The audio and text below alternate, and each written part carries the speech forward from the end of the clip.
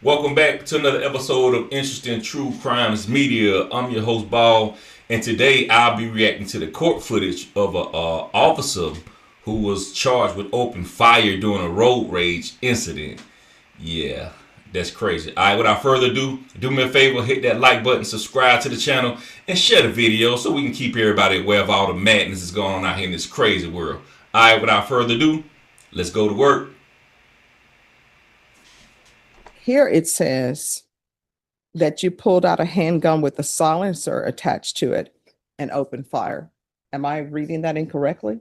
In the police report, he's a gunman who opened fire on a highway, but in the courtroom, he's a father asking for mercy. The prosecution says Jeffrey Smith is a trained ex-cop who dangerously escalated a road rage incident. His defense claims he's a terrified father who made a split-second mistake to protect his son.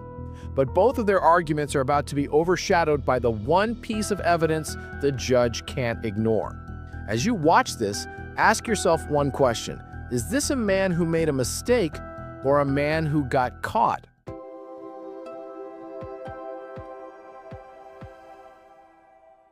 All right, the court is calling 2025 CR 002103, State versus Jeffrey Patrick Smith. Can I have parties announced? Tilden Schaefer for Mr. Smith, Your Honor. Kurt Grancy, co-counsel with Tilden Schaefer. All right, counsel, have you received all discovery and did you review it with your client? We have and we did, Your Honor. Court will find that the state is in compliance with discovery. Mr. Smith, did you review the application for deferred adjudication with your attorney? Yes. Did you understand it and sign it? It happens. Did you review the true bill of indictment with your attorney? Did you understand it? Yes, ma'am. Counsel, do you waive the reading of the indictment? We do, Your Honor. State, are you proceeding on the indictment as presented? You're not. Any objections? No, Your Honor. Did you review the court admonishments with your attorneys? Did you understand it and sign it in all the appropriate places? Did you understand in count one, you're charged with aggravated assault with a deadly weapon? That is a second-degree felony. Range of punishment. Just 1 second. Range of punishment is anywhere from 2 to 20 years in prison and up to a $10,000 fine. If you have a plea with the state, the court does not have to follow your plea. If for any reason the court does not follow your plea and gives you more than you bargained for, the fact that you entered a plea will not be used against you and you will be allowed to withdraw your plea. Did you understand? You have a right to jury trial, a right for you or your attorney to cross-examine and confront any witnesses the state would call, and the right to remain silent. By entering this plea, you're giving up those rights. Did you intend to give up those rights and enter into a plea in this case? Yes, ma'am. Counsel, has your client been able to provide you with any defenses? He has, Your Honor. Do you believe he has a rational as well as a factual understanding of the charges against him? He does. Do you believe he's currently competent and was legally sane at the time of the offense? I do, Your Honor. Mr. Smith, has anyone threatened you, coerced you, or placed you in fear to get you to enter the plea? No, ma'am. Anyone promised you anything other than the plea? No, ma'am. Are you satisfied with the way you've been represented? If you're not a U.S. citizen, by entering this plea, you will be deported, denied naturalization, and reentry. Did you understand? Did you understand if the court were to grant your application for deferred adjudication, if for any reason your deferred adjudication were revoked, the court could find you guilty and sentence you up to 20 years in prison and up to a $10,000 fine? Court will find that defendant has knowingly and voluntarily waived his right to jury trial. Did you review the plea bargain page with your attorney? Did you understand it? According to the plea, there's a $1,500 fine. State is proceeding on count one only. There's an affirmative finding of deadly weapon. There's no application for community supervision. You don't qualify for community supervision legally. There is an application for deferred adjudication, and the state is recommending deferred adjudication. There's to be restitution, if any, to the complainant. Did you understand that to be your plea? Yes, ma'am. Defense? It is, Your Honor. State? Yes. Did you review the waiver of appeal paragraph with your attorney? Did you understand it and sign it in both places? Yes, ma'am. By signing that, you're waiving your right to appeal. The only items that can be appealed are written pretrial motions that have been filed, heard, and ruled upon by the court. Did you understand? Counsel, have there been any such motions? None ruled on, Your Honor. Outside the agreement, the state is requesting that your community supervision be for a term of 5 years. There be a TAP evaluation, 120 hours of community service restitution, no contact with the complainant, MRT, anger management, driver safety and gun safety courses, forfeit the weapon and horseshoe bay badge credentials, no firearm possession, no law enforcement employment. Did you understand those were recommendations from the state and the court does not have to follow those recommendations? Then to the offense and count one, how do you plea? State any evidence. State offer states exhibit one. No objection, Your Honor. All right, did you review the waiver and stipulations with your attorney? Did you understand it and sign it in all the appropriate places? Again, did you understand you have a right to jury trial, a right for you or your attorney to cross-examine and confront any witnesses the state would call in the right to remain silent? You need to speak up. Yes, ma'am. Did you understand by entering this plea, the state will be presenting evidence in the form of witnesses' statements and police reports, but most importantly, there will be no live testimony. Did you understand? Yes, ma'am. Court will find that defendant has knowingly and voluntarily waived and consented to stipulation of testimony and stipulations. Court will accept into evidence states exhibits 1 and attachments and review the same. After reviewing states exhibits 1 and attachments, the court will find there is sufficient evidence to find you guilty. Court will defer finding the guilt as you applied for deferred adjudication. Are you proceeding with sentencing? Yes, Your Honor. All right, first, why should I follow this plea bargain agreement? Personally, and he would like to. Okay. Anything from Vince? Judge, I think this is a situation where my client greatly regrets what he did. It's a situation that got out of control. And I think based on his background and age, it's one of those, we should have made much wiser decisions. He doesn't have a violent background. And I do know, and I think the court can tell from how he's answering questions, there's quite a bit of regret in this entire affair, Your Honor. All right. So why did it come to this? Your Honor, it was just a messed up situation that night. I wish I could have made a different decision. You know, my son was in the car with me. I was worried about his safety 100%. And a minute that hasn't gone by since this has happened that I wish I could have made a better decision that night. Okay, I understand what you're saying, but I still don't understand how an argument on the road comes to a pulling of a weapon. I just don't understand that. And they're asking for a driver safety course. They're asking for a gun safety course. They're asking that you forfeit your horseshoe bay badge credentials.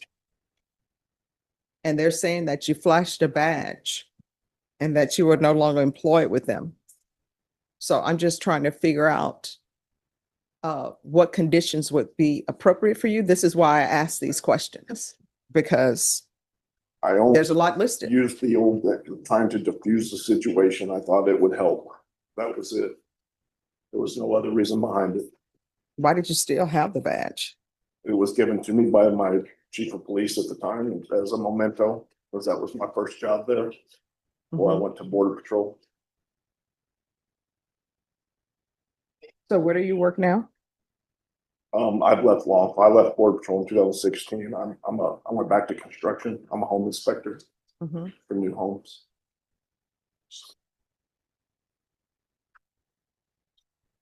Till this happened, I was planning on going back to actually applied for ICE. That's null and void. I mean, but here it says that you pulled out a handgun with a silencer attached to it and opened fire. Am I reading that incorrectly? No, so Judge, he has a suppressor, and so his parents live near Kerrville. Okay. That's what the mother and father, they had gone out to her birthday celebration that night. He was going home with his son. And they have it's in a rural area, so they actually have kind of a setup where they do target practice. The suppressor has more to do with not making loud bangs. That's why he had, and it's legally owned. He's got the stamp for it. I have it in my file back, trial file. It's not illegally possessed. Otherwise, I guess the feds would be involved in this case, Your Honor. That's why I had the silencer. I can tell you that There was a perception on my client's part that the kid was tailgating. Then there was a brake check, which you can see from the statement and the police reports. And then the kid comes around really close, rolls down his window, honks at him, yells, starts cussing, and it kind of goes from there. It goes kind of south. I think my client thought he could handle the situation. He thought he would diffuse it with the badge. That didn't work. And then at the moment when this all happened, apparently the young man had a phone in his hand. This was at night, and he made a gesture kind of with his hand to the side, which at that moment in time, my client, who was already kind of freaked out, thought it was a gun. And this was an apparent danger case, Your Honor. Police didn't find a gun in the kid's car, but that's what we saw. We actually, in the subpoenas, dug up extraneous acts where kid had got in trouble at school for posting shots on social media with him with guns. And he's holding it the same way he was holding the phone. When he's talking to the police officers, he's holding it, he's pointing like this. So that's the gesture my client saw in that moment. He made a mistake. We've spent a lot of time on this. The state has spent a lot of time. They showed us a new witness who was the girlfriend of the young man in the car at the time that nobody had ever found. We'd always went, why weren't they looking for the girlfriend? We couldn't find her. We didn't know her name. Ms. Alban did a great job preparing for trial. And that's kind of why we're here today, Judge. I think both sides have kind of met in the middle. Again, my client doesn't have a violent background. It's just thank God that he didn't hit the kid. So that's why we're here.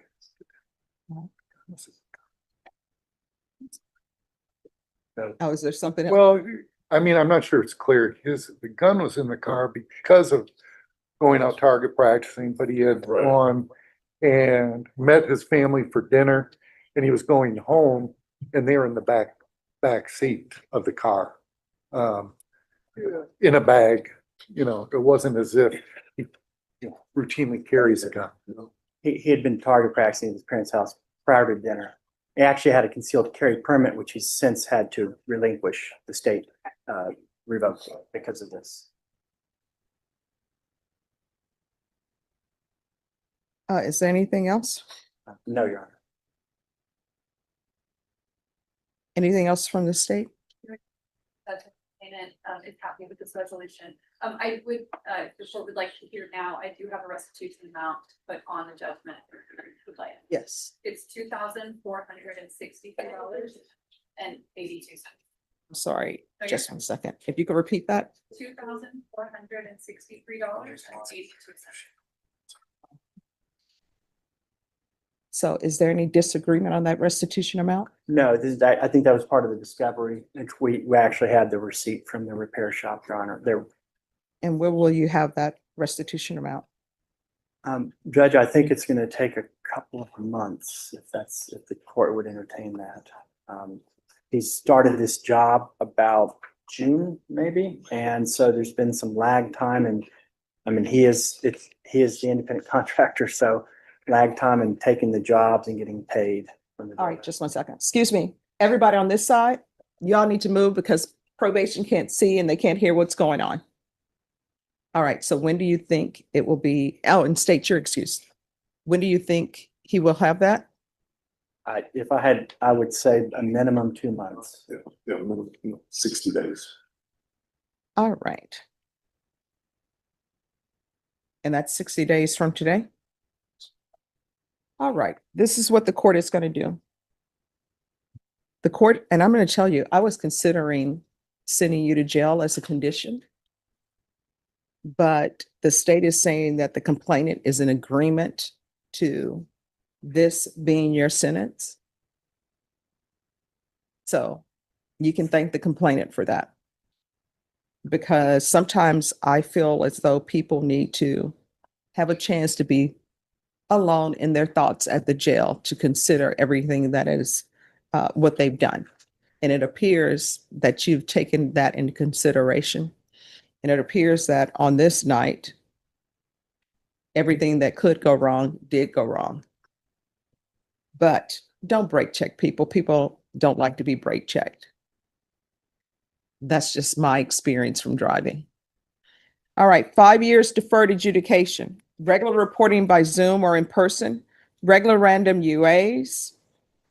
And I'm sorry, what do? You said you're in construction? Yes, ma'am. New home inspections. All right, he can do regular random UAs, or either you can do the patch. The patch costs more, but with the patch, it gives you more freedom because probation will put it on and probation will take it off. Patch costs more though. So you can either do regular random UAs or the patch. Proof of employment within 45 days. There's to be no employment as a home health care provider with minors. 120 hours of community service restitution. I'm going to require parenting classes. Once you complete that, the community service hours will be deemed satisfied. MRT, the anger management course. You're to forfeit the weapon, and you're to forfeit your horseshoe bay badge credentials. There's to be no firearm possession. There's to be restitution in the amount of $2,463.82 to Joseph Pettis, and that's to be paid in full within 60 days.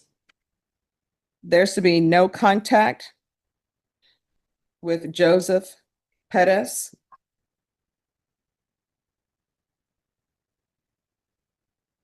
There's to be no employment with law enforcement or any type of security.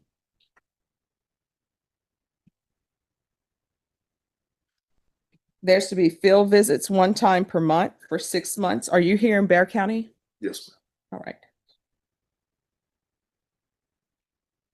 All right. Probation, is there anything else? All right, and I'm sorry, there's a $1,500 fine that will be probated.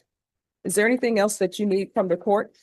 Yeah, Judge, in regard to employment, if some of the jobs are out of county, I know some are in contiguous counties, but if they're further, can he get permission to do that if he shows probation where he's going? Yes. Okay. Probation, he's allowed to work throughout Bear County and other counties, but you'll need to provide notification to probation that you're going to be working out of county. Working in county, that's fine. But if you're going out of county, you need to let them know. All right, is there anything else? And I just, and actually part of the plea bargain was actually to not only just waive, but to actually dismiss the set count 2. I don't know if that was clear. You did do it, you waived it, but that is part of the inducement for the plea is that, and it was to be. Oh, I've already said that it's been waived. It's on the record. No, I understand that, but I'm just being hyper-technical. No. I understand what you're saying, but I put on the record that Yes. it was waived and you all had no objections to it being waived. Correct, So correct. it will not come back. Okay. It's not allowed to come back. There you go. 'Cause- That's what I All want. right, All right, thank you. sorry. No problem. All Did you, and I'm sorry, there's an affirmative finding of deadly weapon. Did you review the document entitled Trial Court Certification of Defendant's Rights to Appeal with your attorney? Did you understand it and sign it? Yes, ma'am. Because this is a plea bargain agreement, because I followed your plea bargain agreement, and because you waive your right to appeal, you do not have the court's permission to appeal. Do you understand? All right, we can go off the record. In this court, It's crazy as this sound. I do believe everybody this deserves mercy to some degree, and the only reason I believe that is because God give us mercy, so we should extend the same courtesy regardless of police officer, the one who's there to serve and protect. You got to always remember these people are human as well. And I'm not, it's not like I'm justifying the actions, because, like, this cop really could have hurt somebody with this particular incident. But my thing is this, so like, and then something I had to start learning how to do too. Like, in times when I feel like I was going to be angry, I had to start thinking about, like, would it be worth me losing my family, losing my kids, being away from my wife and my team and operating my businesses. So, I understand that to a degree, but, kudos to this, to the victim who didn't want to press charges. And the judge clearly say, like, The victim is like the only reason why you're not doing jail time. So I think everybody deserves mercy to some degree. All right, y'all do me a favor. Get in the comment section. Let me know what you think about this particular news story. And as always, my motto, the only time crime pays is on the internet. All right, this is Ball, and I'm signing off.